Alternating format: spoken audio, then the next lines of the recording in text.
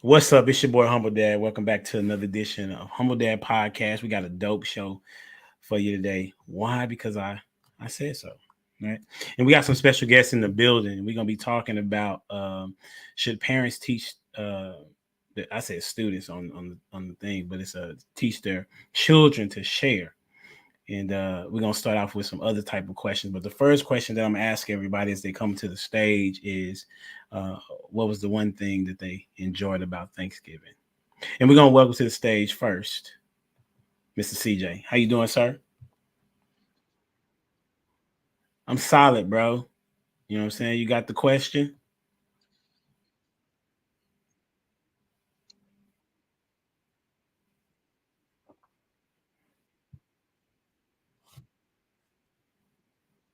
bro. Don't do that.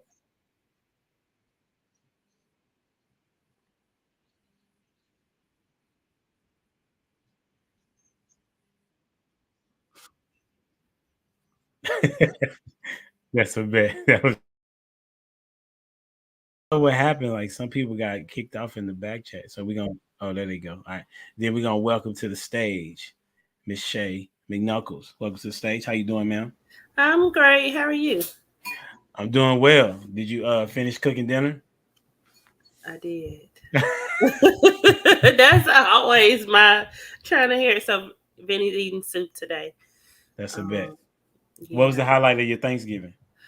We celebrated Thanksgiving with family and friends. Not family, but just friends. So it was different this year, but just to see all the kids running around and just really relaxing. It was a great time with extended friends who we call family. So we enjoyed it. That's a bet. Well, thank you for coming back, man. I like this consistency you got going on. I try to be consistent. That's one thing I am. I'm consistent. That's the bet. Hey, gotta welcome to the stage, my homie, my friend, Mr. Dwayne Jones. What's good, boss? Yo, yo. Hey, you got the question? Yes, sir. Yes, I know sir. I might Man, have to reread it for you though. no, no, no, no, no. You good. You good. Hold your peace. Hold your peace. I was just messing with No, I had the opportunity of spending some time with family on my wife's side and on my side. Um my brother came over. Haven't seen him in about 3 months. He went MIA for a little bit, so I got to see him and my nieces and nephews. So that was a good time. My uh, youngest, he turned 3 uh, the day before Thanksgiving, so got to celebrate his birthday as well. So you. I mean, I had a busy week. That's what's up. All right. Coming to you live and direct from H Town. Miss Shan, what's going on? You can't hear you. You on mute. Is it me? No, I can't hear her either. Check Okay. your mic. Check your settings. Might wanna sound like she just came in. Not like you there. No, we nope. can't hear you. We'll come back to you. Hey, we'll come back. Hey, Dwayne know how to do it. Then, hey, we're gonna come back to Shan. You know what I'm saying? And then we got welcome to the stage a newcomer, Mr. Trigger Mike. What's What's up, going Trigger on? Mike? Can you hear me? Oh yeah, loud and clear. All right, great. Yeah, when you said live from H Town, I was like, oh, let me get ready. It wasn't even me. That's a bet. Okay. Hey, you got the question? Yeah. All right, go ahead. All right. So, highlight of my Thanksgiving. I know I'm supposed to say something family related. No, you don't. But, I own a gun store online, and I also purchase stuff offline for myself to make builds and all that stuff. That's what I'm into.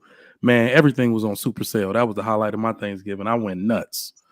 I got stuff that was that was originally $400 for $187. Those are the I real need that sale link, prices. bro. Need the link. Put it Oh in the yeah, back I chat. mean, I went in, and come to find out today, I sent all my friends to the same page, and it was a lot of errors.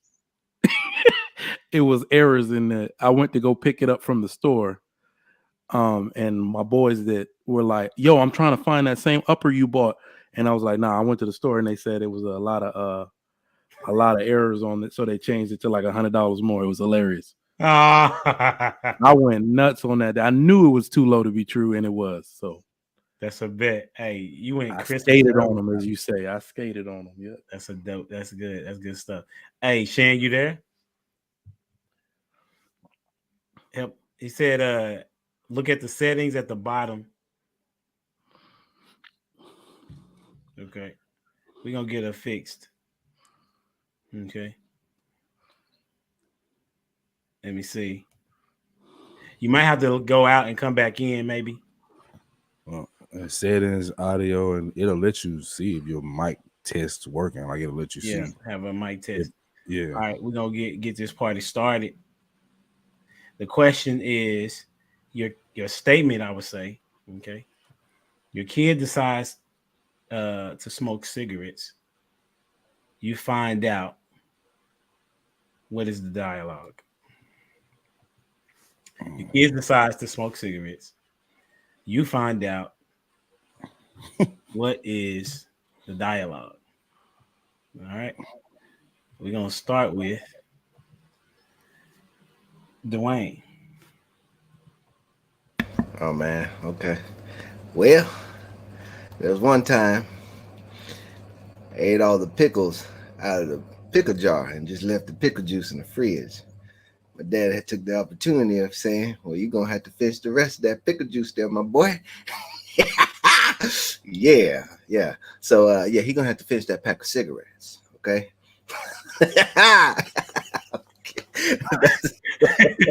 Like what? Okay. You Drop starting him, off. drop him now. I Yeah, wasn't yeah. expecting that one. So you I wasn't either. Not from Dwayne. I was like, where he get that? Okay, you gotta finish the whole pack. Yeah, Okay. you're gonna have to finish that pack, my boy. Oh man, that's tough one, man. I don't know what I do, because it's funny because I had my little stint of smoking cigarettes. I smoked cigarettes for like 6 months. I was having to drive out to Plano for a job and like 30 minutes away, catching tolls and stuff. Boy, that had me smoking cigarettes. Oh wow. Straight menthols, but it was also because the crowd I was hanging around too. So I was hanging around with people that smoke cigarettes. So found myself smoking menthol, popping the dang. So yeah. Just gotta check the friends and check your surroundings, because stuff like that, habits like that are they grow on you from other people if it's not something that's inside your own home. Because my mom didn't smoke cigarettes like that, my dad didn't smoke cigarettes like that, so that was on my own. That's so bad. Who you got going next? Come on with it, Mr. McNuckles. Okay, so I remember that I tried to smoke a cigarette and a Black and Mild the same day, and because I thought it was cool. You know, I'm not a smoker, but my son is like, "What?" He's blown away. Yeah. So and I think about what if my mama would have said if she would have found out, because she wasn't a smoker or a drinker. But I think show them some videos and have the conversations about what happens on the opposite end when you do smoke, the possibilities of what that looks like. And I'm saying that for, I guess, my kid, because I understand the type of kid he is. He likes to know how things affect you. Like, he wants to Google all of those different things, right? So what happens if this happens? What does that look like? And so I would just show him what that looks like, you know, from a lungs perspective, and just the different sides of it. Like, yeah, it's a cool thing, but these are some things that can happen as a result of consistently doing it. So that would be my conversation.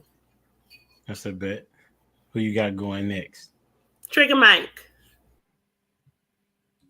Thank you. I mean, all right. So culturally, I got to give. You know, I wanted to give the nice, humble American response, but man, my parents Nigerian, man, and let me tell you that type of upbringing, where when I really look at it, nobody smokes. It's not even a part of their culture. You know, they do like a brotherhood smoke. Like, maybe I seen my pop smoke a cigar maybe once in my life, And maybe some people smoke trees, but cigarettes, no. So I can only think of his reaction every time I did something. It wasn't even me. Like maybe my sister did something that abrupt. I am 100% my dad's child in his image, because anything with that level of severity, just the look of him, of him putting that to, I'm going to snap. And the reason why, some people be like, oh, that's toxic, this, that, and the third. No, not really, not in my culture, because it is the intensity of your reaction sometimes that lets the child know exactly how you feel about it. Some parents are very good. Like, I have a whole wife out here that can talk to him after the fact, but dad is going to snap. Okay, so we can tag team that, but I'm going nuts. I'm snapping. I'm selling the PlayStation, the PS5. I'm selling all of that. Taking all his nice clothes, all his nice shoes, just to let him know this is something I will not allow and will not tolerate. That's the severity, the intensity that my own father had with those, let's call them sentinel events, like just some things, like maybe found a condom or found you talking dirty on the phone when we had the phone line, or he accidentally read one of your AOL chats from back in the day. That type of response is absolutely warranted for cigarette use in my house. So do you think that would make your child more rebellious to want to do it if you react that way? No. Like I said, it may be cultural, but so this is actually something that I've realized now, because that is the common narrative among like therapists. They say, well, if you do this, your child is going to become more rebellious. I believe a lot of parents are not consistent with that intensity, and that's why their children become rebellious. They're like, he only did that because I am consistent. If I'm not anything else, I give the same reaction on time, to the point where I have toddlers, right? And I realize that before they do something, they pause and look. So even in my peripheral, I can see them looking at me like, is he going to say something if I do this? So it's already working, right? So you have to be consistent in order for that to be effective. Consistency. It's on you, CJ. Okay. Well, I was a smoker. You know what I'm saying? My granddaddy was a smoker. My pops was a smoker. So it's a little different for me, right? And I vape. I remember I was working at a warehouse. Won't say the name of it. Horrible place to work. Where they wouldn't let us bring in Black and Milds because Black and Milds, they're not in a cup. They're not in a container. You know what I'm saying? So they don't let you do it. So I got to the point where, we was working 14 hours, bro, and it was stressful. So the older guys that I was up under working there, they smoked cigarettes. You know what I'm saying? That's how I got into it. You know what I'm saying? I started smoking them cigarettes. Probably about 6 months into it, it was just disgusting, bro. I hate the taste. I hate the way I felt. So I stopped, right? But as far as what I would do with my daughter, if she decided to pick up a damn cigarette, I would talk to her from a standpoint of being a smoker, right?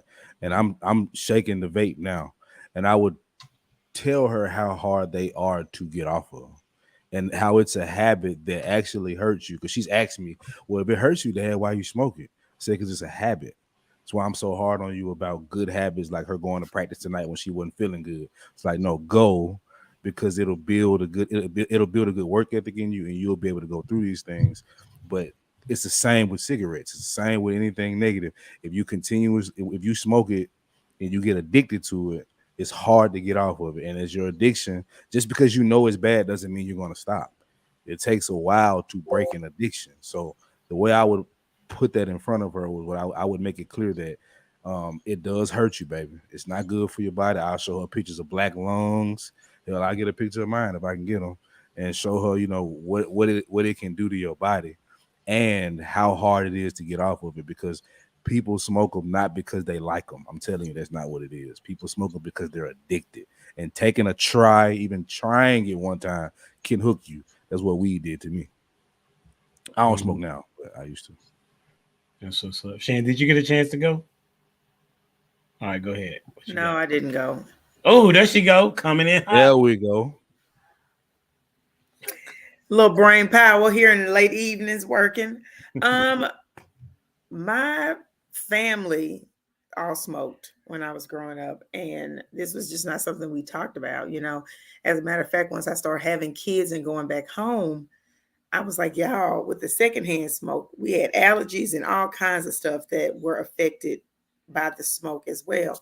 So if it were one of my children, definitely want to talk to them about, just physically the health portion of it and why it's not good. We constantly try to change habits and to create good habits in our household.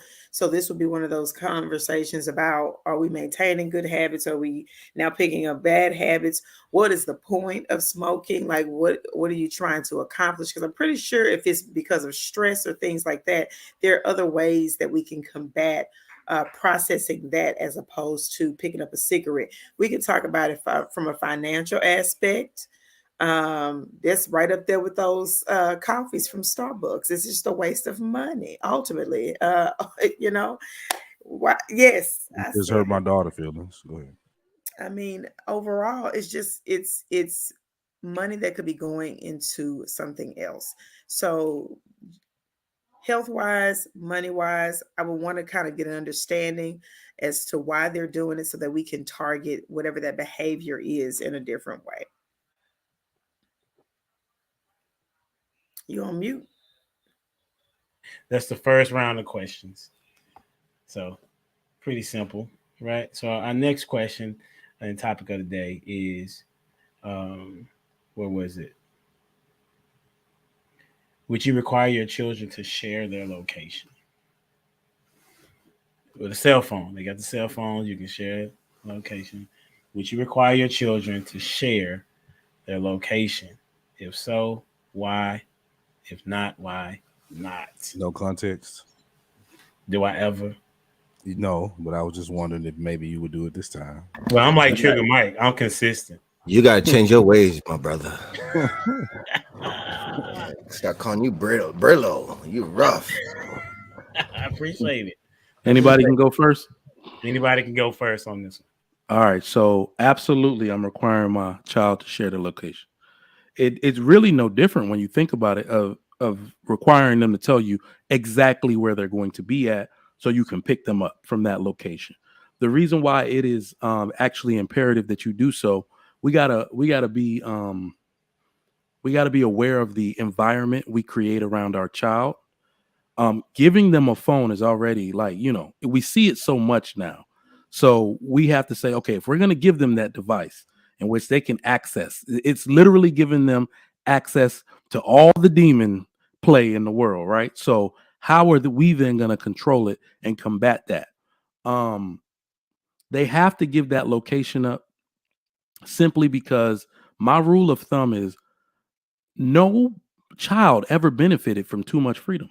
Give me a child that was like, I gave you freedom and you went and conquered the world with it and did all good things. It has never benefited a parent to give their child too much freedom. So if I'm going to give you literally unprecedented access to, raunchy videos, all this stuff you could pull up on your phone, I'm going to overregulate that process. You are sharing your location. I'm locking apps. I'm doing all of that because that's really the only way to give them that device and parent effectively. That I trust my kid. I don't trust adults. Why would I trust a child? Right. So it's, that's how I am with it. I'm gonna be that intense. And if you want to argue and talk back, give me the phone then. I guess I got a new phone. I got two phones like Kevin Gates. I'm with you, Trigger Mike. My son shares his location. That is a requirement. Even when he's with his dad, I'm like, you cannot turn your location off. You can turn it off at any point in time. And I do monitor. He doesn't have a phone, but he has an iPad. So we do monitor just screen time. We monitor games. We monitor, you have to send in a request on how much time I can give you to play or to watch or to view certain things. So there are controls with that.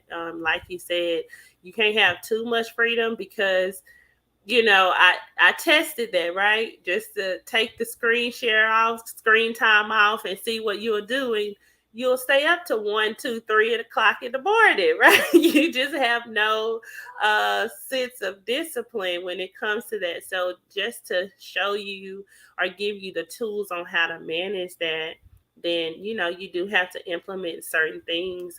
Part of that is sharing your location. So when you lose that iPad for the 100,000th time, then you really understand why why it came in handy that we're sharing locations, because it don't just it isn't just for me. It helps you too find it when you lose it a gazillion times a day and can't find it. So it's beneficial for both of us.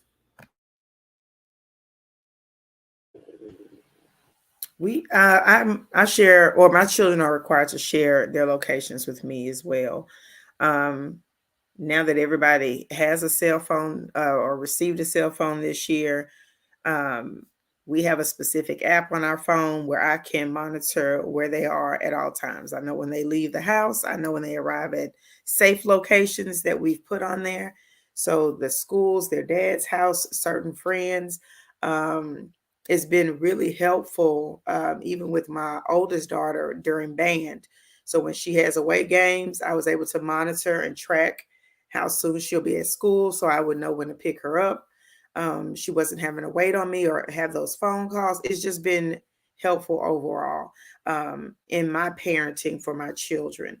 At no point, regardless of how much trust I've given to a certain parent taking them, it's still important for me to understand and know where they are and what they're, to a certain extent, what they're doing at all times. So I just think that's effective teaching or parenting practices, as you all have mentioned as well. So most definitely.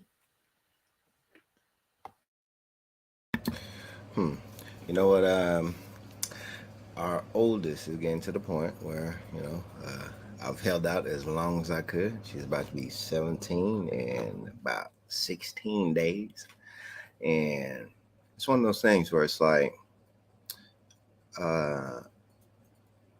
the demons, what you were talking about, Trigger, like that's what it is. That's what I feel that's out there. Like there's a whole bunch of stuff out there that's trying to catch a hold of our kids.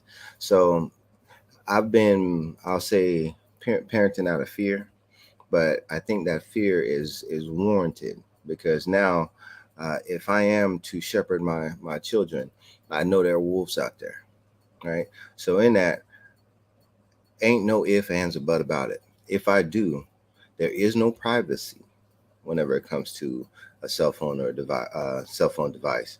There is no privacy. Like, I'm all in your business, all in your business. And I look at it like this: as long as you are under my roof, I make the rules. And that's very authoritative, because I have to be, because of all the wolves that are out there. So like, as for a location service, yes, that will be on the phone. And even the way that I put it now, like when she does not have a cell phone, it's, hey, I'm gonna pick you up here at this time, period. And I'll roll like that because I know that's how my parents roll. I'm gonna pick you up here at this time. If I wasn't there, oh boy, go ahead. Yeah, you're gonna have to cash in. So I look at it from that standpoint. But as for building up that trust, so that whenever it does come time where there is the technology that can track, yeah, I'll go ahead and use that. Got to. And there ain't no ifs, ands, buts about it. You try and turn that joker off? Yep. We having a conversation. And I was looking at this today on how to actually manage this, because it is something that it's most parents nowadays, I see it like they have this device and it's for convenience. They'll shut the kid up. They'll get the kid, entertained and out their hair and all that. I don't do that. No. I look at it. It is a tool, and the tool can be used, but it has to be used right, and it has to be used within the right boundaries and confined in right guidance. So that's how. I'll there ain't no ifs, ands, or buts about it. I need to know where you are, and I'll utilize that tool the best of his ability. And if you don't like it, to the real world with you. I know that people have been kind of touching on safety, but we also have to be reminded that most people trafficking is a serious issue in our country and in other countries. At one point, I was even tracking my child with it almost like a watch or a little button, and I would just drop it in their backpack before we gave them cell phones so I could see where they were during the day. And we talk about using cell phones for tracking, but most people who are snatching kids know about location software. They'll chunk your phone in a minute. So beyond that, there are other things that we have that we could purchase for our kids. Watches are a great way to keep locations of your children.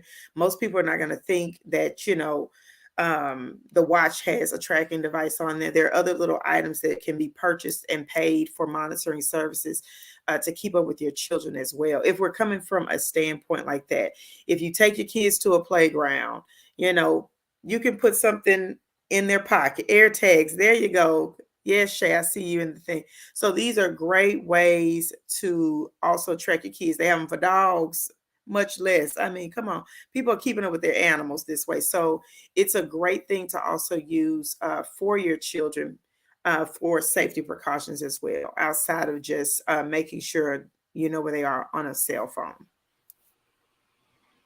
That's good. I couldn't imagine having one on me when I was a kid. I agree with everybody. However, me as a non-custodial parent, I would have an issue with it.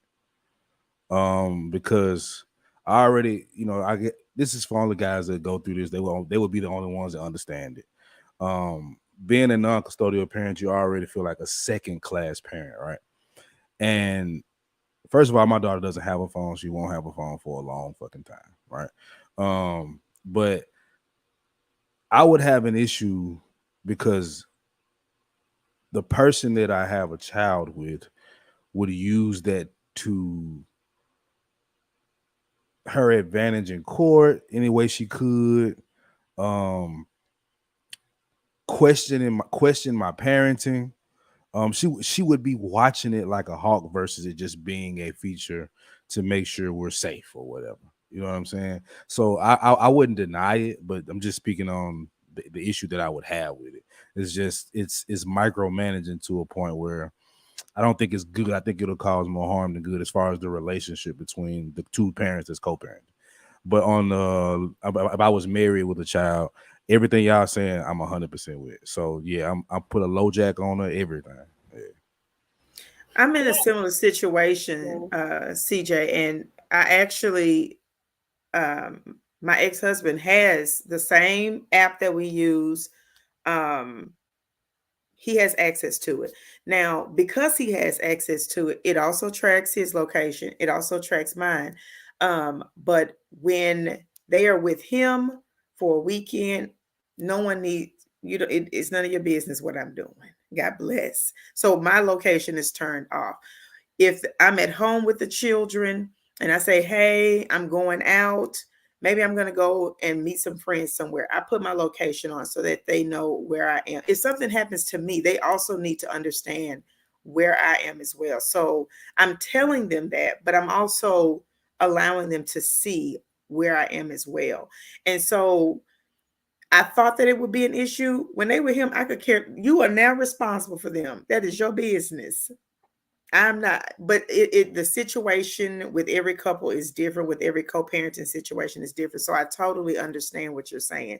And I think it takes a level of maturity on both sides to be able to come together and have, a tracking system for your children and understand that what I'm doing during my time and what you're doing during your time, we live separate lives at this point, and we need to respect each other. I came up under that don't tell your mama where I live type shit. You know what I'm saying? So it's like, even just looking at it from that standpoint, it's like I would be more worried about how she responds. Like if I was in the app too, like just keeping tabs on me just to be doing it. It's just like, bro, why? You know what I'm saying? So that would really be my only issue. Yeah. But at the end of the day, my uncomfortable, me being uncomfortable is not more important than my daughter being safe. So I wouldn't deny it. Yeah. Right. Yeah. My ex-husband, he feels the same way. So he doesn't like the whole location thing at all, except for when they left the iPad on the train. Then he's like, hold on, can you track it? And I'm like, no, because you turned the location off, right? So he doesn't like it for whatever reason, because I was saying, I do not care what you got going on over there. But like she said, every situation is different, and for some reason, he thinks I care that much. But Vincent, if you watch it, I really don't care. For real. That's I the way. understand. That's what's up. Anybody have any last words on this? Somebody put you posted you put a comment up here talking about chipping children. Yes. They chip dogs. Would you also chip your children? I mean, that's something that's internal, which is why I mentioned the air tags, because the air tags, you can drop it in a kid's purse. You can put it in your pocket. They have air tags that clip to shoes and look like buttons that you could put on some Crocs, so it's similar without something being internal within you, right? So I would not chip my kids, but I would do an AirTag button that can be disguised as a piece of their bodies.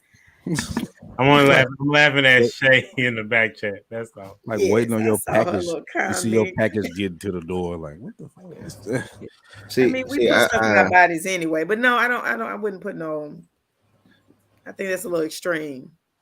Yeah, America is not getting access to my son. I'm sorry. You're not about to hack my son's chip. And then you know about the Neuralink stuff that's coming too. Sir Hill actually put in there as her big companies have their location, right? So even as her that comment there, like it's true. Like I love technology. I that's what I do at work. But I also then see the way that we can also then sacrifice our freedoms for security or safety. And in that regard, like they use, like if you ever wonder how we're able to monitor traffic, it's because they're using all that data that they're from everyone on the road that has phones in order to figure out how long it's going to take you to get from A to B. So the information we're freely these devices that we have, we're freely given information. That's how they can market to us and sell to us, because we're freely giving these things away. Like I don't use Facebook because it's one of those things where it's like you're freely giving your information away. You're freely typing in who you are, who you're connected to, who your friends are, and all this, what your circle is, and where you check into, and all this. You're giving that information up freely. And honestly and truly, like I don't trust my government. Like, so we could look at it like this. Like we don't trust our kids. That's why. Well, we don't trust other people. We might not trust our kids. So this is why, as for tracking and all these other things. But I think we can get into a place where this can be harmful as well. So those same things with the tags, like the geotags, or what they call them? Geotag. Yeah, there's been instances where people have been like stalked because all you gotta do is just throw it in somebody's car, right? And put it in a place in somebody's car, and guess what? You could be tracking them, and you could be just sitting there stalking them. And so these things that we look at for convenience and can actually be turned into something very sinister real quick. So it's up to us to be able to then find that line and draw that line, and also be aware of what those possibilities are. Because that's how the reason why I've been prolonging this whole cell phone movement for so long is because me personally, I understand the harms that as you sitting there with this thing on you all day long. So as for your mic, your camera, Can it be turned on? Yes. Yes. These things can be turned on. Your mic, your camera. Who's turning them on? We don't know. And that's my bad. So can it be done? Yes, it can. And there's studies out there regarding that stuff. The same thing as for with these social media that we allow our kids to be on. Same thing. They know it is harmful. They know it is harmful. They make it so that they spend as much time on certain applications, the screen time. That's their job, is to see how long you are on these things. So whenever it comes to location, I just think that's just one feature or one service that can be used in a negative against this as well. So just a word of caution. CJ, you had something you was gonna say? No. That's a bet. Hey, this is good. Listen, I didn't know how y'all was gonna turn that, but that's very good dialogue on that one. You know, on all these podcasts, what's going on is that we're giving our commentary, giving our perspectives on how we live our life, or what type of thoughts we have, or get on a given issue, and that's what most of these podcasts are about. And so, my next topic, or the next topic we're going to be talking about, is what are your thoughts on sharing unsolicited advice? Thoughts on sharing unsolicited advice. Pay attention to it before you begin to respond. I'm going somewhere. All right, whoever want to go first, or I'll be like the teacher and pick somebody. I'll go. I think, well, we have it amongst my little friendship circles where we ask each other, because I don't mind unsolicited advice, actually, because I'm big on like self-reflection, and I kind of will take things in and then pick out what I need and throw out what I don't. And so it just depends on who it's coming from too, maybe. But I know in my friendship circles, we do ask, like, is this something you want me to comment on, or do you just need to vent? Because if you just need to vent, then cool. But if it's something that you would like my advice on, then let me know that. Or we'll start the conversation with, hey, I don't want to hear your advice, I just need to let this out, kind of thing. So for me personally, it really is going to depend on who it's coming from, just to be completely honest. And depending on who it's coming from, I'll shut it down real quick, or I'll take it in and process it in the back of my mind. I kind of agree with Shay. Especially when it comes to, like, I don't know, when somebody tell you something that's obvious. Like, you know how it's funny, but it's the thing. You know how you see somebody's car that's dirty and they'll write "wash me" on the back of it, right? You know what I'm saying? Like, yeah, like that's a joke. I get it, but just use that as an example. Not saying I would have an issue with somebody telling me to wash, but it's just like somebody saying, you know your car need to be washed, and I just looking like, bro, I know I gotta wash my car. Nigga. Like, you know what I'm saying?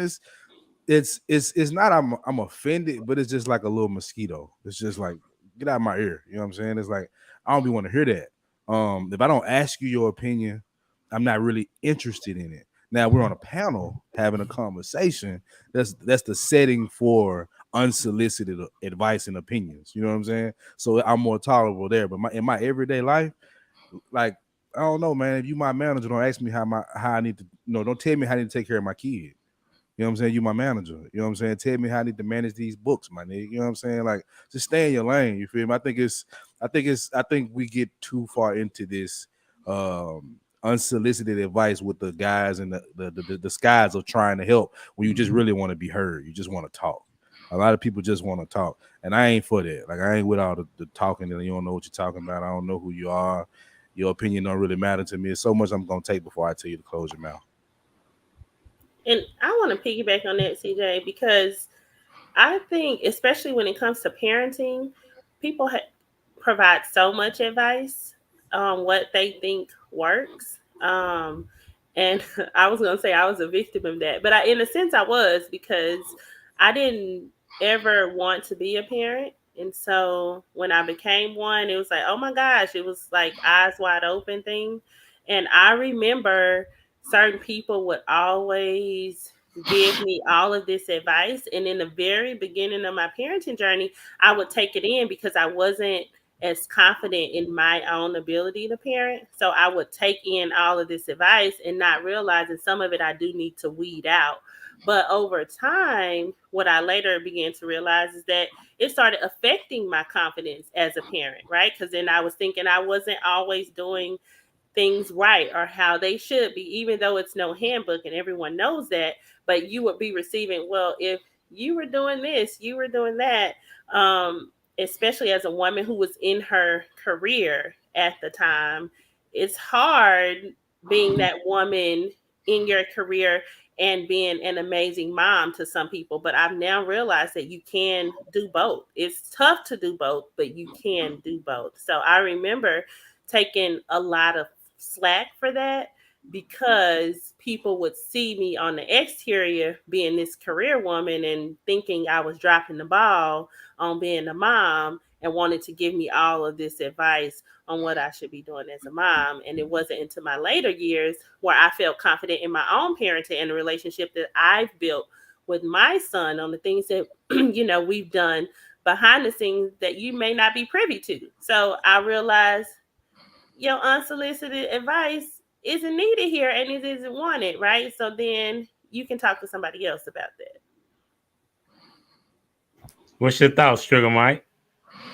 So this particular topic is interesting to me because, I look at everything from what it's supposed to mean to how it's received in, modern times. I believe unsolicited advice should actually be the advice people get the most. Culturally speaking, I believe, let me use my mom and dad as an example. Culturally, you don't ask a man, you don't tell a man anything, especially on your issues, unless you want to fix in response. You know what I mean? Unless you want the problem to be solved. But now we're in a time where people just want to vent, right? And I thought about that one time because naturally my parents moved here. My mom started, she had friends that were American women. I guess maybe in their sister circles, they were talking. It's like, vent to your husband, girl. I saw that happen one time. And my dad tried to talk and give her advice. And she's like, I just want you to listen. That dude went off. That's how Nigerian men do. What you gonna tell me? What are you telling me for? If you don't want the you see what I'm saying? So most advice that you get is supposed to be unsolicited. You're not supposed to be asking for it because traditionally, if you are voicing a problem, that means you want a solution. Only in modern times do we behave like someone should be talking and just transfer all the bad things going on to them onto somebody else, right? So, but now that we live in this society where we're too deep into the modern way, we got to be careful how we give advice. So I was making notes. I would only advise people or tell people to give unsolicited advice to close family and people you feel responsible for. That's it. Do not give advice to anyone else because people are looking at it now as quiet shaming or silent judgment. Think about how many times you felt maybe responsible or y'all thought y'all had a closer relationship. You have an actual fix for the problem because maybe you went through it too. And then you get attacked for not listening, even though the whole situation was framed as if the person wanted a solution. So you just end up feeling stupid and frustrated. So that's why it's you know what? Just keep this to myself. People love to talk in this generation. Just let them talk. Right. So I think what'll really happen if people do that for long enough, they'll realize that they're just eroding themselves into a hole, talking with no solution. And eventually they're going to have to come out and ask. So now, just as a responsible thing to do to maintain your relationships, you have to butt in when it's close family because you can probably feel that they're scared. But they're looking for, the relationship. I got a younger brother. He's really afraid to ask outright. but I know when he wants me to chime in, right? So, and I will. It doesn't matter if he don't want to hear it, he gonna hear it because I feel responsible for him, right? So that's my advice to people. Like, this world we live in now, people take especially really good advice, personal advice from your own personal experience. They take that and twist it and turn it into something negative because they just want an echo chamber, right? So only advice for people you feel responsible for and your close family. So I got a question for you, Trigger Mike. Yep. So when you say when you're saying traditionally, are you speaking from a Nigerian perspective, or are you just talking about American? No, I'm talking about traditional, like the traditional, like meaning times before, like before modern times. So I just in my readings and stuff, I realized that even in America, this is actually something I read about America. Men didn't socialize with women at all. You know how we say somebody's talking to someone? We use that term when two people are about to start dating. That's because no woman had any social contact with a man unless he was trying to court her for marriage. Unless you were talking to somebody, a man you were related to, your brother, your uncle, your cousin, you did not have personal conversations unsupervised with a man. That's why we say, oh, you talk to him? You see what I'm saying? That's where that comes from. So that's what I mean. Traditionally, we didn't have that exchange going. Now that we are socially intertwined, that's where this confusion comes in about, venting, and people, it may seem like they want advice because when someone talked and when someone gave you a problem, naturally as a man, you think you're supposed to fix it, especially if it's coming from your woman. But we've kind of muddied that up. That's why I said traditionally, that's the way we wired. If you're talking to us, we're going to give you a fix. Oh, you didn't want me to fix it? Well, I don't know what else to do. So that's what I mean by traditions. Ladies, y'all have any thing on that where you say something, but then the guy tries to fix it, but you're like, nah, I just want to vent. Does that sound anything to be to your situations? Oh, I don't have a situation. If you're asking me about my day, then it should just be known that you're just allowing me to talk. So if something comes up while I'm talking about my day that was difficult for me, or that I felt was challenging, I don't think you should think that that's something that you should fix, right? Because we're just having conversation.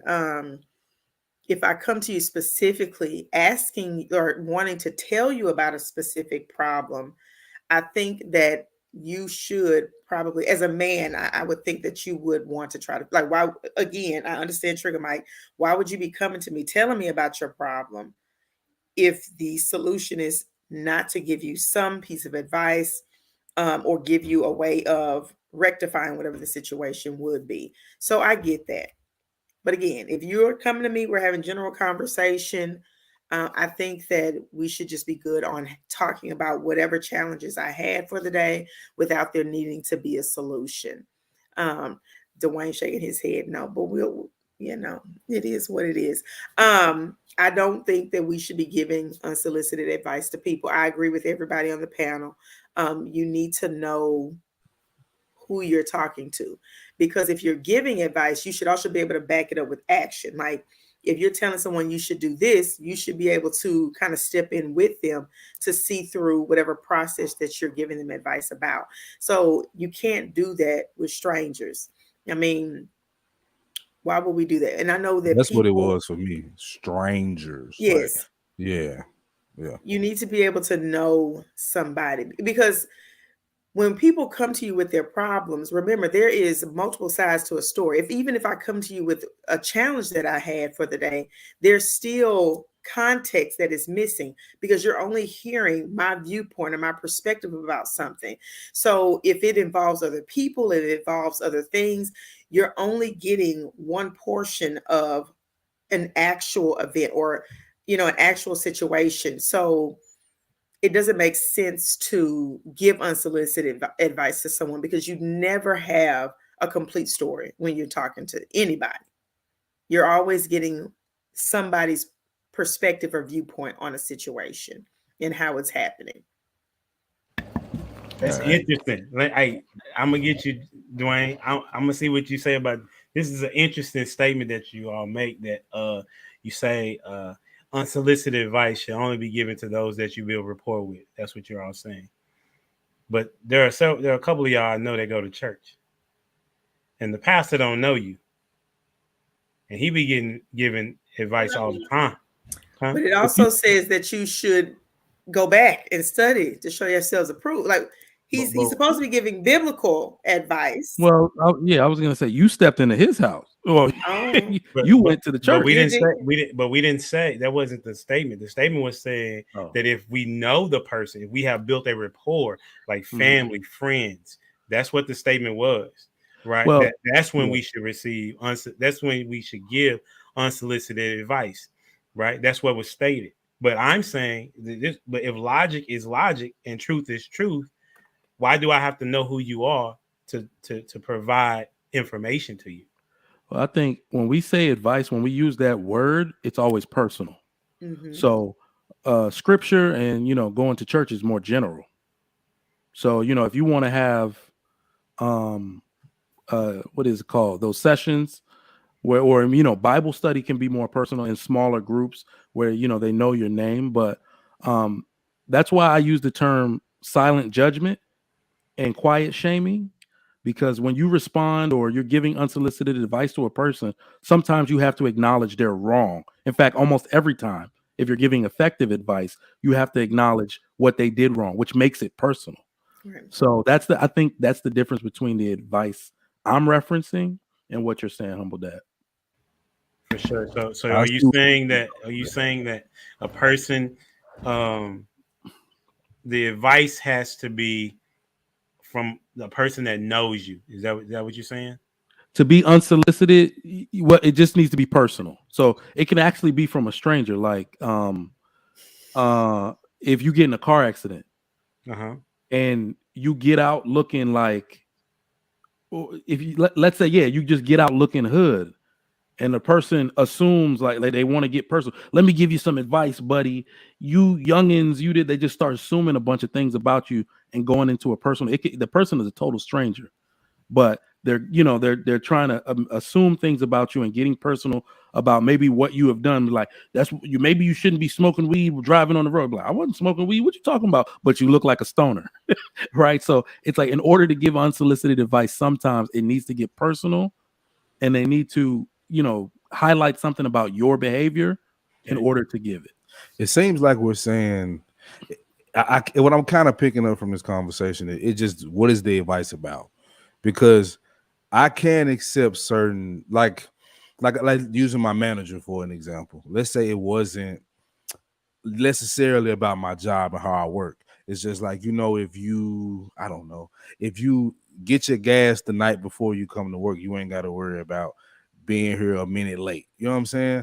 Like, I can take that. You know what I'm saying? Even though I don't really know him, it's some cool advice that makes some sense. Okay, cool. But if you want to tell me, you need to be a better husband, it's like, you know what I'm saying? Like, my guy, chill. You don't know me like that. You don't even know my situation enough to even give me that type of advice. That's a true statement, regardless of how you feel about yourself.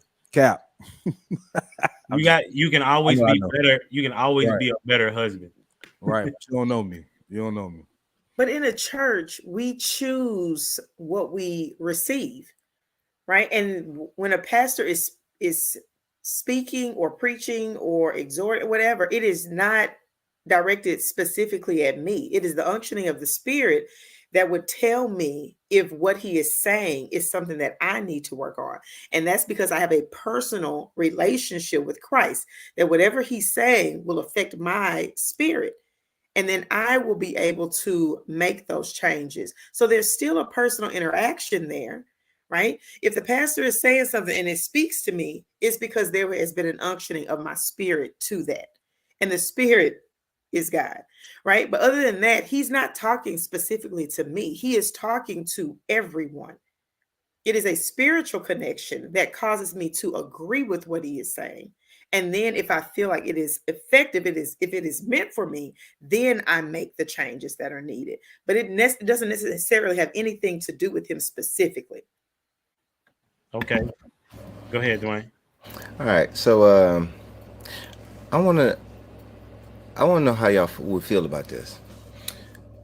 If someone said that you had something in your teeth, would it matter who it's coming from?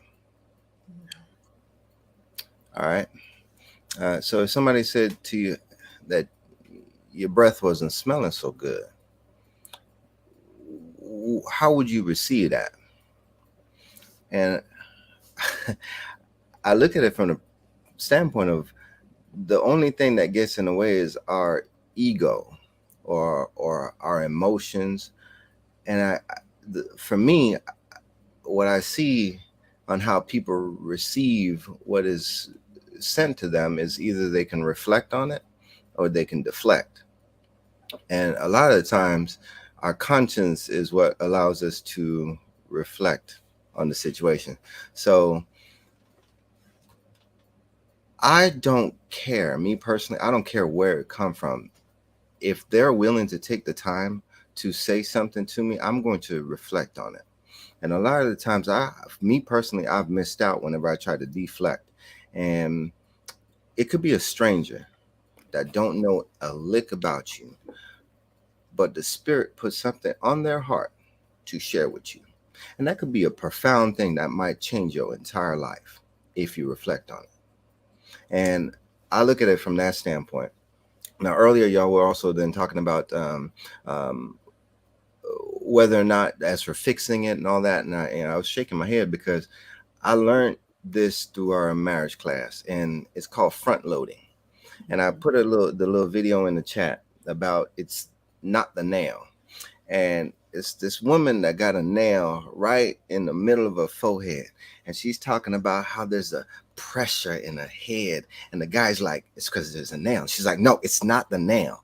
And it goes on for a couple of minutes. And it's everything that the guy, he's like, hey, if you get that nail, your sweater wouldn't be snagging. Like when you put it on, it wouldn't be snagging. And he's going on trying to explain to her about fixing. And all she wants to do is for him to listen. So what y'all are saying is true.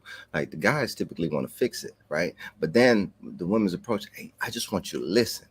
But those are realistic things, but we can approach it appropriately by front loading. Like, and that's what I had to learn. Like front loading is, hey, like, I just want to share this with you. Hey, I want to see what you think about this. Hey, if you were in a situation, like, how would you handle this? Hey, I want to bounce this off you. Right? Those are front loading to what you're about to unload on them. Mm-hmm. And I look at it as we order something, just like what Trigger, hey, we enter into the church, like we gonna get whatever's gonna be given to us because we went. So I look at it like we ordered a package, right? Do y'all see people complaining about how packages are delivered?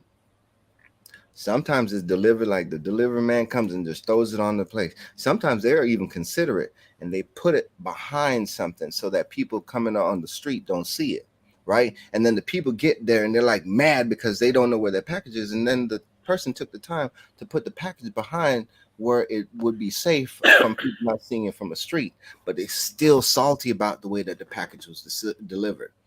The person tried to deliver it with care, but they were still salty because it wasn't immediately in front of them.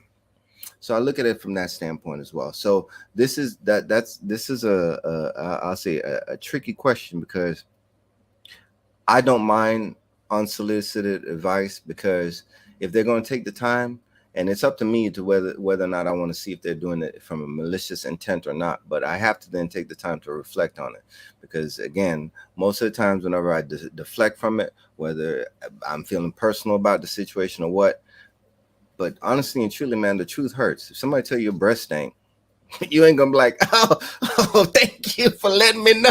You're gonna be embarrassed about it, right? So, but then you're out of pocket on it. So it's up to you to take that advice, go back, reassess your situation, gargle some whatever, and then go about your way. But I don't see that as advice, Dwayne. Go ahead, CJ. I know you have to. No, I was gonna say that's an unsolicited fact. Your breath stink can be a fact. Advice, is more subjective. Hey, I think you should choose some gum. Some people do it in the fashion of they hand it to you, or they'll hand you a mint, right? That's unsolicited, but in it, they're giving you a message, they're sending a message. Either whether or not they're like, oh, does my breath stink? Oh no, I'm just giving you a mint. Either way, it's how you receive it. It's how you receive it. So it's still that advice. But at the end of the day, it'd be like, yeah, you kind of rough, man. You running kind of rough there. But either way it goes, it's the truth hurts sometimes, honestly and truly. Yeah, Go ahead, CJ. Yeah, I'm from the road, but I do want to just address the last thing you said. One thing I don't do is deny that I can be too emotional or that my ego can be in the way. All of what I said, I'm sure in some way, shape, or form, I feel a way about it. Or how dare you say that to me? I can acknowledge that. You know what I'm saying? I've been there before. I'm 30. I'm humbling myself every day. You know what I'm saying? So still figuring things out. But I just think that was a good point. Good point to one, because it made me kind of rethink it just a little bit. You know what I'm saying? So maybe it's the glasses. I don't know. He said the exact same thing I did. He just gave an analogy. My bad, bro. Yeah. And you know what? That happened to me this weekend. Yeah, so my sister gave me some Take it easy, unsolicited advice. And I remember I was typing up my reply, and at first I was like, well, I'm not offended. I'm just gonna let her know. Well, I was typing it up in my notes because that's how I do. I just type it in my notes before I send. And so then once I read it, I was like, oh, you were offended. So I was like, hold on, self-check. You're saying you're not offended in the message, but you just want to let her know I didn't ask you for this. But in reality, you were offended. And the reason why I was offended had nothing to do with that. It was the truth. It was literally because she said it. I'm just going to be completely honest. It was because she was the one who delivered the message. So even though what she said wasn't offensive, it wasn't anything like that, but I was just like, why are you talking to me about this? Like, I didn't even talk to you about it, so why are you talking to me about it? So it was unsolicited. Excuse me. And so I proceeded with not even sending a message that I had typed in my notes, because I caught myself when I reread it, and I was like, oh, it does sound like I'm offended. I said, well, you know what? This is one of those situations where you can take it in and you can pull out what you want and you can leave. You can take what you want, or you can throw the whole message out. And so that's what I did. I basically threw the whole message out without saying I threw the whole message out. But that's what I did. And then I said, okay, thank you, was my response, and kept it moving, because it was unsolicited, but I didn't have to respond because I was offended. I can choose what I want to take in or not, depending on what it is. I would say that's maturity. Did anybody have anything else to say on this one before we move? Go ahead, I'm Shan. going to say one last thing, and then we can move on. I Okay. didn't invest anybody else. I think if you're going to give unsolicited advice, you need to be mindful in how you address someone. I have given out unsolicited advice before. However, it has been in the context of asking questions and allowing someone else to process through whatever it is that I think is going on. So if it's someone at work who I feel maybe, is not doing something the correct way, I would ask questions. So have you considered doing it this way? Or why do you do it this way? Or what conclusion did you come to figure that out? And then once we walk through it, maybe I gain some understanding where the advice that I had come up with is unnecessary, or I can give a suggestion now because we have processed through it, and then it is more easily accepted. And that person is able to move on. They're not offended. We both have an understanding. I can give a suggestion in the case, well, have you tried it this way? This may be more efficient, where I am suggesting that they do something different, but I'm not coming in and saying, hey, I saw you was doing this wrong. You need to do it this way. So I think it's how we go about structuring advice that we want to give, where we have someone think and process through it as well, maybe more helpful. That's good. That's good. When just let you know, whenever you put a post on Facebook, I know Dwayne does it because he on Facebook. and then people respond, that's unsolicited advice, and people struggle with it if it doesn't agree with them. Ooh, yeah. But it'd be some Ooh. good stuff that somebody will respond to your post. That's unsolicited advice, and you don't even know that person. That's I ain't true. a fan of those. So. It's only on ignorant. It's only on ignorant posts because I'm undefeated on my posts. Oh my. I would say the same thing too, Sugar Mike. I'm like, people who like to come with like, but if you make, it's usually statements of truth or statements of fact. Let me say that statements of fact that they don't like, then they try to come at you with their feelings, and you be like, oh no. Listen, I think I'm undefeated. Ain't I, Shan? I'm undefeated on these bad. Like I'm undefeated on my post. Nobody. I got don't me even yet. respond, honestly. If someone says something that I don't like, I'm like, yeah. I'm so good at just compartmentalizing. So I'm like, I ain't going back. That's good. You need to teach a course on it. I don't. Don't be out here blocking people because they say something you don't like. We don't need to block you. Ignoring works just fine. I know there are some people that like when I've responded to people, they blocked me because they took off my comment because they ain't like what I said. Oh, they yeah. just don't want your I stuff think popping you up commented anymore. on something that I didn't like that you said, and I was like, Elijah, what? Nah. I was like, I ain't responding to that. That's probably true. That's probably true. That's specifically and precisely why I don't desire to be in that arena, because it is, I think, because you are in that arena, that is what then opens us up for that unsolicited. Because can you turn off the comment box? You can't turn it off. It's not a rhetorical statement or question. It's, hey, you saying something, then you open up the floor for people to pour in whatever opinion or fact they so choose. Right. And some people will say that the Cowboys are going to win the Super Bowl this year, right? you can't determine from that.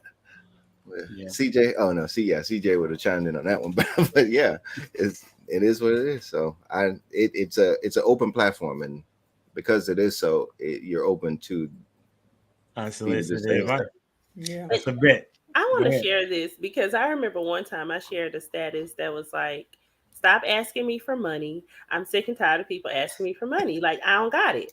And so then someone made a comment and said, well, maybe if you didn't share that you was a CEO and a real estate investor, that people would ask you for money. I was like, what? I'm a unsolicited, blocked, but true. I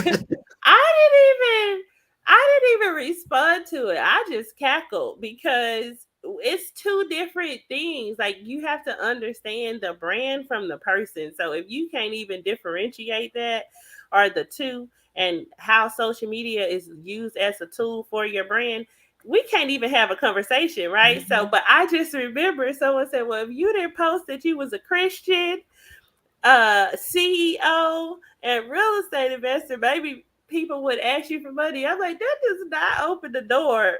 That's a dope transition to our last topic of the evening. Very good transition, it is, right? And I'm gonna have to change it, but I wrote it down wrong. But because I was in my teacher mode. But I was having I wasn't having a conversation. I overheard my kids.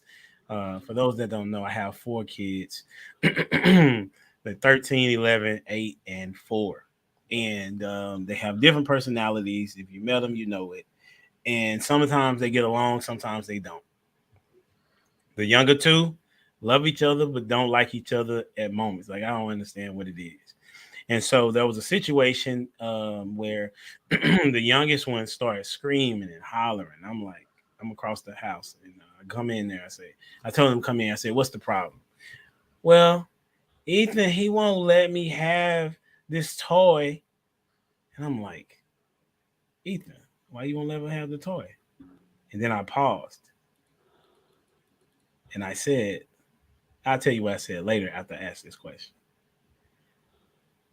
Should children be taught to share? Should children be taught to share? We're going to start with Trigger Mike. So, dang, I've been thinking about it all day since you asked me to be on the panel, man. So sharing is actually very fundamental to teaching, children how to take turns, negotiate, feel empathy, cooperate, and all of those things we know sharing can do. But the part I've been struggling with, because I have a unique story, right? I'm the eldest of 4 children, and I told you I grew up in a very traditional way. And sharing always needs to be within reason. And I realize that sharing can actually become unreasonable. Mhm. All right. So being the eldest son, especially, I'm the eldest son, I had to give up everything in the name of sharing with my siblings and other kids, even when it was unreasonable. And I'm gonna tell you right now, as a 36-year-old man, and this is something that's very kind of, hurtful. It's like a scratch on my record. In my 30s, I have an event where I snapped. Like what that does to me as an adult is, my brother was here. She's his wife now, but she was his fiance. When people try to take something from me, because when people try to take something from me that I feel like is just mine, after I've given out everything, I had a snapping event. That's what it did to me. Nothing has ever been my own to use. I've always shared things out to where that's actually what I'm always doing. I'm always okay with a quarter of it because I don't believe I should have all, right? But if I made something for myself that I just want to consume myself or even just enjoy first, when people infringe on that, I get a personal kind of upset. And that's because I was made to share with others when it was unreasonable to do so. So sharing can absolutely be fundamental to a child's upbringing. We know that, but it can also be unreasonable. And I need people to understand that. My parents, so the reason it's unreasonable is because some parents, like we talk about inconsistency, they can also get lazy, right? If the younger ones whine, they're doing so in a manipulative manner, the parent will just oblige and say share. That's what was done to me repeatedly over and over, to where anybody who just wanted something that I had could manipulate the situation to get me to share with them. One notable situation was when I was 16 and I got my own job, and now I got my own sneakers and all of this stuff. And, and I worked at a restaurant. My mom said, I'm cooking blank and blank for dinner. What time are you going to be home? I was like, I'm not going to be home for dinner. As a matter of fact, they have a banquet tonight and they're giving all the staff free food. It was a bunch of food like ribs and all this stuff. So I, was working. I got a little bunch for me and I was like, I'm going to eat this because I skipped my break. I didn't eat it all. I get home. My brother's still up playing PlayStation or whatever. He comes downstairs. My mom is downstairs. I'm sitting down eating. I have like a, what is it? Two little ribs, one piece of fried chicken, and some garlic mashed potatoes. Or something. I'm about to crush it. It's hot off out of the microwave. My brother was like, "Hey man, let me get some of that." And I was like, "No, y'all already ate dinner. Mom already said." My mom just with her head down, reading whatever she's reading. Just give your brother some. Damn. Like just says it like, and me looking like, and he has that obnoxious little conniving face like, you see what I'm saying? And it's like, I can't even have this little, I've been working all day, didn't even eat dinner. But because you don't want to hear the argument between siblings, you're making me give up something when you could have easily said, you ate dinner already. Right? So now it's unreasonable for me to share. And as somebody who is always giving things up for their siblings, it's out of habit that she said that, not saying, and I'm gonna be honest with you, my parents know that now. They've done things to kind of be like, oh, we kind of made you do a little too much. They've said that in my adulthood, right? But yeah, I just want people to understand that that's the dichotomy between sharing. It's absolutely fundamental, but can become unreasonable. I appreciate that. Tay, who got next? That was actually pretty awesome, Trigger Mike. And I agree. I believe that children need to be taught to share. As a parent, we share houses with our children, with our spouses. We share offices at our jobs, potentially. We share the road. We share. As Trigger Mike said, it is fundamental. We share a pew at the church. We share, right? It is something that we are required to do. It does not matter where we are. We share every day, all day long. From the time you wake up to the time you go to bed, you are going to interact with other people and have to share space. So we have to learn how to do that appropriately. And we also have to know how to not take advantage of situations and people. I do believe that you should be able to have your own things that you are not required to share with anybody. And then I do think that there are some items that you do have to talk about what that looks like. If I have food, I don't want to share with you. I don't even care that it's my kids. I never let kids drink after me. And like that, they're going back and forth. No, we're not doing that. That's the devil. So I'm going to take as much as I want. And then if it's, I'm going to kill it, then I'm just going to kill it. But if I choose not to, then you can have my leftovers, because we're not going to do this back and forth thing. I'm not going to do that with you. If it's my food, I'm not going to do that. I don't want to do that with you. We have to be selfish, right? We have, in certain instances, we have to look out for ourselves. And I think that it is okay to just have some non-negotiables that you're just not going to share, period. So we need to teach both. Because it also helps your children to respect their siblings' boundaries, right? And that's an important lesson as well. Good take. Who got next? Excellent take. I'll jump in on this one. It's funny because I think this also then ties into the previous question we had. So I was thinking the story of David, right? And unsolicited advice. Was it the prophet Nathan? He came to him, gave him this story about this rich man and this poor man, and how the rich man took from the poor man, and David got mad. And then Nathan flipped it up on him. He was like, hey, that person's you, right? And then he had to reflect on that situation. But then it's from him taking something that didn't belong to him. So that was unreasonable, to your point, Mr. Trigger Mike. That's what I considered unreasonable. There are certain things that are personal and sacred, I may say, to us. So I do believe there is a confine, there is a space for that. But then also then look at, it's better to give than to receive. And I think it is appropriate if we then flip the question and I'll ask, why is it that we don't have to teach our kids to be greedy? Like, why don't we have to teach ourselves to be greedy? Like, I think that's an innate. Like, these things are innate. Like, we are naturally this way.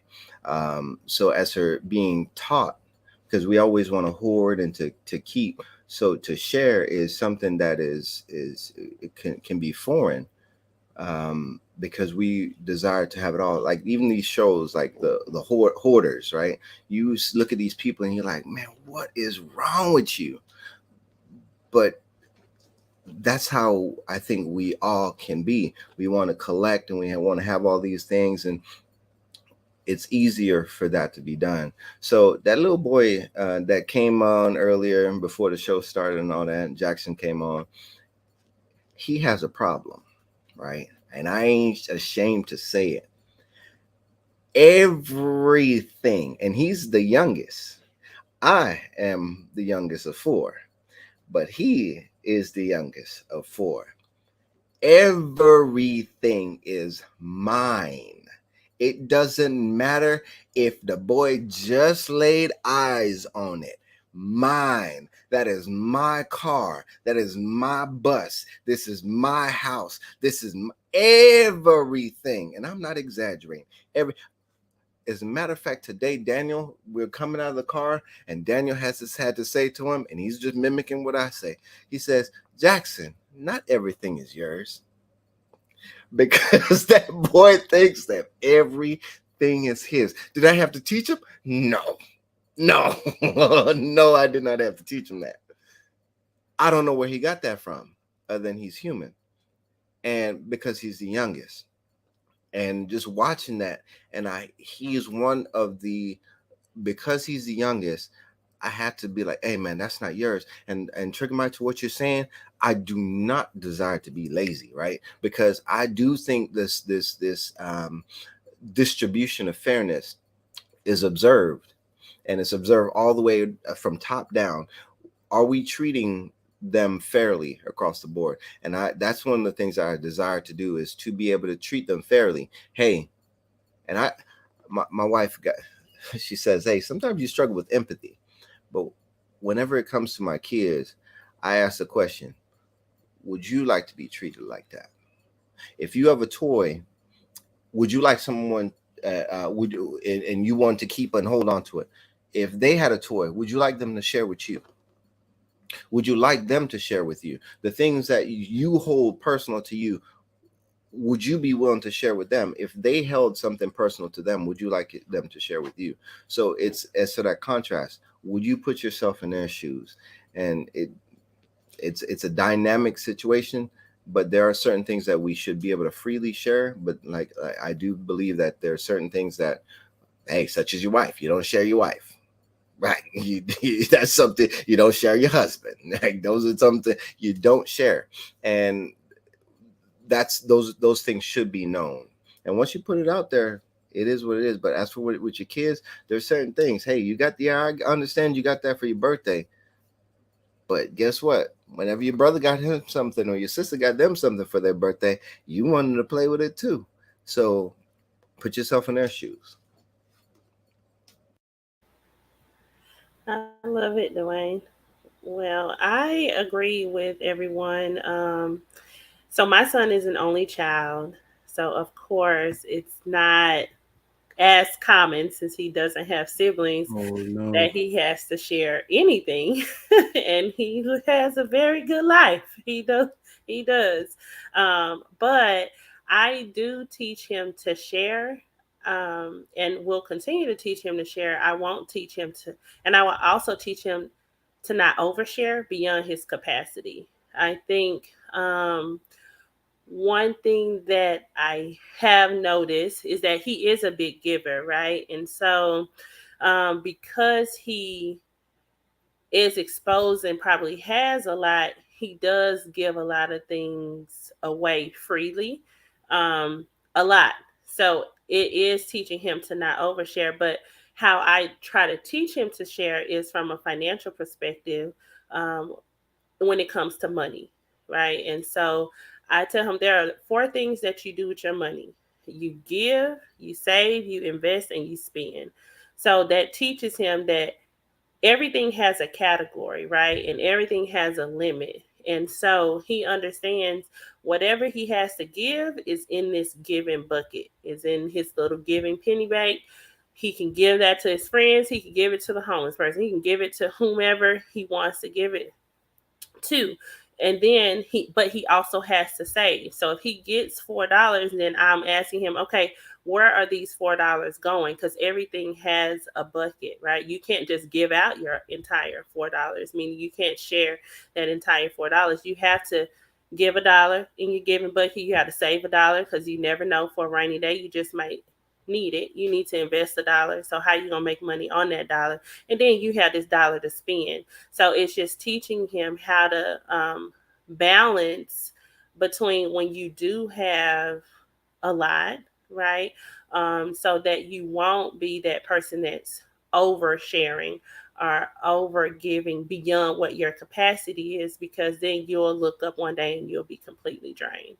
So it's not like he has like items or siblings that he has to share, but we do teach it from that standpoint when it comes to money, so that it can translate over into other areas of his life. Is creating those boundaries, so he knows, like Shan said, you have those boundaries that you just don't cross, right? But he doesn't like when I eat his food. He won't share his food, so there are certain things that he keeps to himself. And I'm the one who's picking in his food, like, oh, let me taste that. And he's like, no, mommy, no, I want this for myself. Like, that's it. So That's interesting. Did you buy the food for him? yeah, Oh, okay. but he don't want the food. Listen, it's not sharing. It's mine. I bought it. You know what I'm saying? he not sharing. It's a huge debate. I'm like, really? And I don't want to teach him only because he bought it, because the boy has his own money. Yeah. So it's, and he now will go to, well, I'll just buy it myself. No, it ain't because you had the money that you could buy it, because even still so, you still need to share with me because I'm your mama. Wow. Oh, wow. And I Okay. would like to do it. So I don't like to take it from that standpoint of because I bought it, because he's just gonna turn around and say, well, I'm gonna buy it. Or if I say, no, I'm not buying you that, he's like, it's okay, I'll buy it myself. No, you're not buying it. Why is he required to share with you then? Why? Well, some stuff I will respect, but let's say if we're at a restaurant and I wanted to try something that he ordered, and I ordered something different because I also wanted that, so I just want to try it, and he's just like, no, and I'm just like, what? So sometimes I will allow him to keep his food, his little old salmon and green beans and rice. So you get to decide, and then he can share. You're splitting the check, right? That's No. the only thing. That's all I heard him say. Okay. Some things I give him a little voice in, and some things he doesn't have a voice in. But I guess that's when you have an only child, they may get more of a rope than if you have another child to kind of bounce it off of. You know, you can kind of pull the rope in, but he probably has more leeway when it comes to certain things because he is the only one, and so he has more of an opinion, quote unquote. That's what's up. Well, this has been good, and I appreciate everybody's time. Like I said in the back chat, I learned something from y'all every evening that we have a discussion. So I really appreciate it. Thank you for stopping by, Trigger Mike. You're always welcome. Very dope perspective. What I ended up doing in the scenario where Ethan was like, she's trying to get what's mine. I told Jordy, I said, well, he has the freedom to say no to you, and you just have to accept his no. And so that's how I roll with it. Because I've in the past have succumbed to her whining, as Trigger Mike talked about, and just automatically assumed that she was the one that was in the right, when in fact it was just a whine of manipulation, really. And so there's an article that talks about why you shouldn't force your children to share. And I read this paragraph and we'll be done. It says, encourage self-regulation. Children should be able to play freely, feel fulfilled by their experience, and then be able to give the toy over when they are finished. This method encourages self-regulation, self-discipline, and the ability to know when one is feeling satisfied. It also promotes generosity. Kids enjoy making other kids happy, and when they are able to do it on their own time and not when they are forced, they learn how to be kind and giving. And that's from verywellfamily.com. So that is that. Love it. I appreciate y'all. You can catch Trigger Mike on different platforms all the time. And he has a website where he sells artillery. Yeah. You care to share? Oh no, I don't want to ding your platform, man. This algorithm. That's the bet. All right, cool. Then we got, but hey, you can get with Trigger Mike. You can follow him in different places, right? You're on Instagram, right? Yeah. You can follow me at Heat Firearms for that page, and Trigger Mike Show for all this red pill. Oh, is that what we calling it? Listen, you call it what you want, bro. You know what I'm saying? And then we got Shay. She's doing taxes. Listen, this algorithm got you in all of my feeds. You know what I'm saying? Like I get every one of these commercials that you got going on. Listen, this is unsolicited. That's the plan. That's the point. It's retargeting. It's doing what it's supposed to do. That's a fact. Thank you for being a part of the community. That's a fact.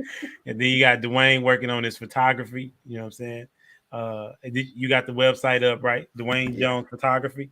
Yeah, that's my trigger finger trigger. Yeah. That's a bet. Then you got Shan. Hey, what you over there still on Instagram? Yes, I'm trying to move the business a little bit. So Oh, which one? You got like the hair, you got the makeup. my like, hair business. Yeah, Okay, we're that's trying to a move business a little bit. That's a So bet. You got your website up? not yet. Gotcha. We haven't gotten to that step. Come on, Shan. Go over there and talk to Shay. She know what's Ah. up. Charge her though, Shay. You know what I'm saying? I would not expect anything less. Hey, talk to her son. He might be got a little.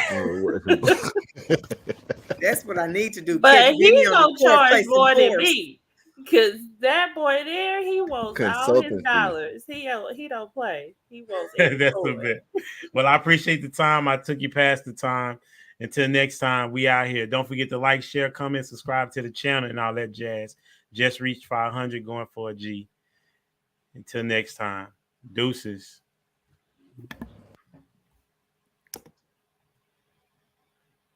What a phenomenal show. Once again, I told you it was going to be good.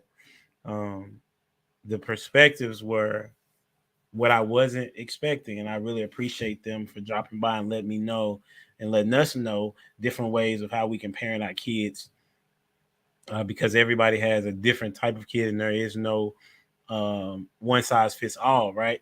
From talking to your kids about their habits, creating habits for them, or being consistent was one of the main takeaways that I got when you're raising your kids. If you're going to be strict, you're going to have to be strict on a consistent basis. If you're lenient, just know that when you get strict, then they're going to have an issue with that for sure. As well as the cell phone use, you got to definitely make sure that you monitor that at all times, and make sure that your kids know even times when you got to leave, let them know where you are, because they want to be comfortable knowing where you're at. I know that is necessary for my kids. Well, I appreciate you tuning in. And like I said before, share, comment, subscribe to the channel. Until next time, we out here. Deuces.